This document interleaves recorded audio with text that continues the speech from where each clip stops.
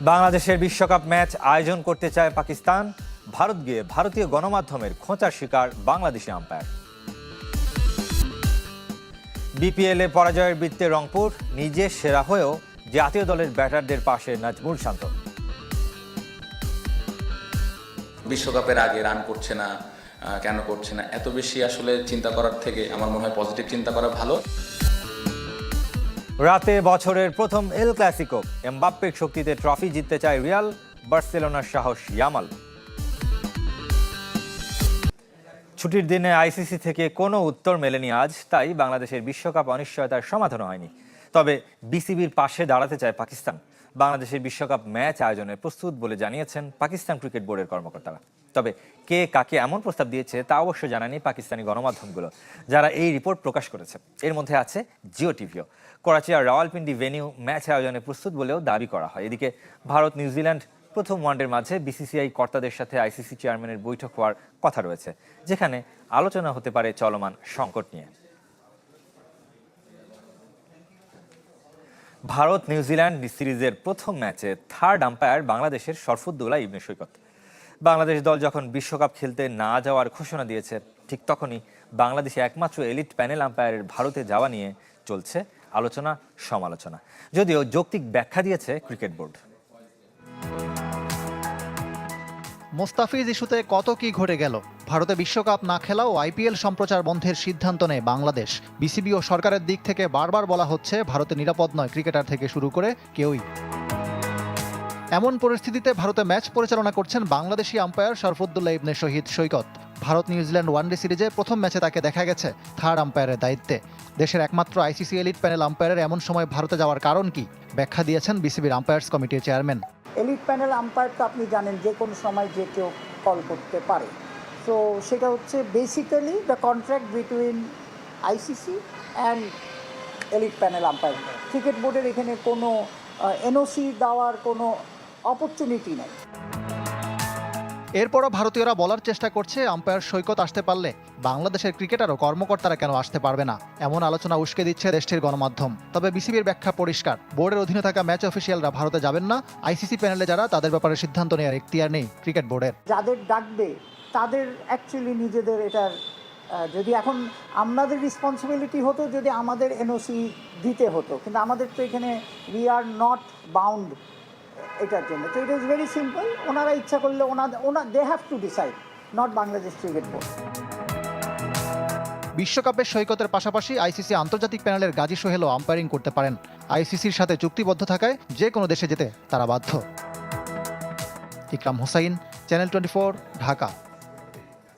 বিপিএলের খবর জানাবে এবার। নবীপুত্রের দারুণ অভিষেকে ঢাকাকে 185 রানের বড় টার্গেট দিয়েছে নোয়াখালী। ঢাকার সবশেষ সংগ্রহ বিনা উইকেটে 7 রান। সিলেটে টস জিতে ব্যাট করার সিদ্ধান্ত নেন নোয়াখালী অধিনায়ক হায়দার আলী। সৌম্য সরকার এবং মোহাম্মদ নবীর ছেলে হাসান ইসাখিলের উদ্বোধনী জুটিতে দারুণ শুরু পায় নবাগত দলটি। অর্ধশতক থেকে 2 রান দূরে সৌম্য আউট হলে ভাঙে 101 রানের জুটি। তবে ইসাখিলের হতাশা আরও বেশি। সেঞ্চুরি থেকে 8 রান দূরে মোহাম্মদ সাইফুদ্দিনের শিকারী আফগান ব্যাটার। বাবার সাথে জুটি বেঁধে চতুর্থ উইকেটে 53 রান যোগ করেন ছেলে। 1 বলের ব্যবধানে আউট হন নবী এবং ইসাখিল। 20 ওভারে থামে 7 উইকেটে 184 রানে। প্রথম 6 ম্যাচ হারা নোয়াখালী শেষ ম্যাচ জিতেছে। 7 ম্যাচে মাত্র 21 রান, অবিশ্বাস্য অফ ফর্ম বই নিয়ে চলেছেন নুরুল হাসান। বিশ্বকাপ দলে ডাক পাওয়া ব্যাটারদের দুরবস্থার একটি উদাহরণ। সাইফ হাসান, তানজিদ তামিম, লিটন দাসদের কেউই রানের দেখা পাচ্ছেন না। তবে ব্যাটারদের তালিকায় সবার উপরে নাজমুল হোসেন শান্ত। নিজেকে নিয়ে প্রত্যাশা না করলেও দুঃসময়ে সতীর্থদের সমর্থন দিয়েছেন। শান্তর অশান্ত ইনিংসে ক্ষতবিক্ষত হৃদয়ের হৃদয়। সেঞ্চুরি মিস আর রংপুরের টানা হার, তাওহিদ হৃদয়ে 3টা হয়ে রইল তিক্ততা। ভিন্ন মেরুতে নাজমুল শান্ত। সিলেটের মাটিতে রাইডার্সকে 2বার হারালো তার দল রাজশাহী ওয়ারিয়র্স। বিপিএলে ব্যাট হাতে এখন পর্যন্ত সবচেয়ে বেশি 287 রান। আসরে একমাত্র সেঞ্চুরিও শান্তর উইলয়। তাই আলোচনা বিশ্বকাপ স্কোয়াডে এই টপ অর্ডার ব্যাটারকে বিবেচনা করবে কিনা নির্বাচকরা। বিসিবি বিশ্বকাপ দল দিলেও জানুয়ারির শেষ দিন পর্যন্ত পরিবর্তনের সুযোগ রেখেছে আইসিসি। সিলেকশন আসলে আমার কন্ট্রোলে নাই। এখানে কোচ, ক্যাপ্টেন, সিলেক্টররা যেটা টিমের জন্য ভালো মনে করেছেন সেটাই আসলে করেছেন, বাট আমার কাছে রেগুলার পারফর্ম করে যেটা আমি করার চেষ্টা করছি। বিশ্বকাপ স্কোয়াডে থাকা বাকি ব্যাটারদের অফ ফর্ম শান্ত ইস্যুতে আলোচনা উস্কে দিয়েছে। ধারাবাহিকতার অভাবে বিশ্রামে ঢাকা ক্যাপিটালসের সাইফ হাসান, রাজশাহীর তানজিদ তামিম, রংপুরের লিটন নুরুল হাসান ব্যর্থতার বৃত্তে। রংপুরের বিপক্ষে শেষ ম্যাচ বাদ দিলে আগের 6 ইনিংসে তাওহিদ হৃদয় করেছিলেন 106 রান। তবে টি-20 দলে না থাকলেও সতীর্থদের পাশে নাজমুল শান্ত। বিশ্বকাপের আগে রান করছে না, কেন করছে না, এত বেশি আসলে চিন্তা করার থেকে আমার মনে হয় পজিটিভ চিন্তা করা ভালো। এবং আপনি যদি আগের সিরিজগুলো, ইন্টারন্যাশনাল বায়োল্যাটারাল সিরিজ যারা ওনারা খেলেছেন, তারা কিন্তু খুব ভালো অবস্থানে আছেন এবং বেশ কয়েকটা সিরিজও জিতেছেন। বিপিএলে রাজশাহী ওয়ারিয়র্সে থাকায় তানজিদ তামিমকে পরামর্শ দেওয়ার সুযোগ বেশি থাকে নাজমুল শান্তর। বাংলাদেশ ওপেনার রানে ফিরবেন বলে বিশ্বাস টেস্ট অধিনায়কের। বাংলাদেশের এই মুহূর্তে one of the best batsman আমার কাছে মনে হয় ইন দিস ফরম্যাট। সো এই 4-5টা ইনিংস নিয়ে আসলে ও চিন্তা মানে করার কথা না। আমার কাছে যেটা মনে হয়, ও চিন্তা করছে কিভাবে দলের উপর ইম্প্যাক্ট রাখে।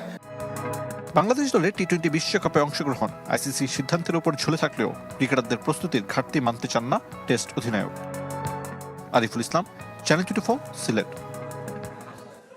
সর্বনিম্ন 200 টাকায় মাঠে বসে খেলা দেখা যাবে বিপিএল এর ঢাকা পর্বে।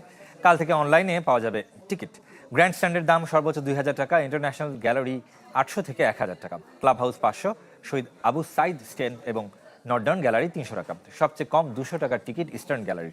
15 জানুয়ারি শুরু হবে ঢাকা পর্ব। ফুটবলের খবর জানাবো এবার। আজ বছরের প্রথম এল ক্লাসিকো, স্প্যানিশ সুপার কাপের ফাইনালে মুখোমুখি রিয়াল মাদ্রিদ এবং বার্সেলোনা। শিরোপা ধরে রাখার মিশন ব্লগরানাদের, আর পুনরুদ্ধার করতে চায় লস ব্লাঙ্কোস। বিগ ম্যাচের আগে কিলিয়ান এমবাপ্পে দলে যোগ দেয় উজ্জীবিত রিয়াল বস শাবি আলোনসো। গত বছর 4 এল ক্লাসিকোর 3টিতে হেরে ট্রফি শূন্য রিয়ালের প্রতিশোধ মিশন।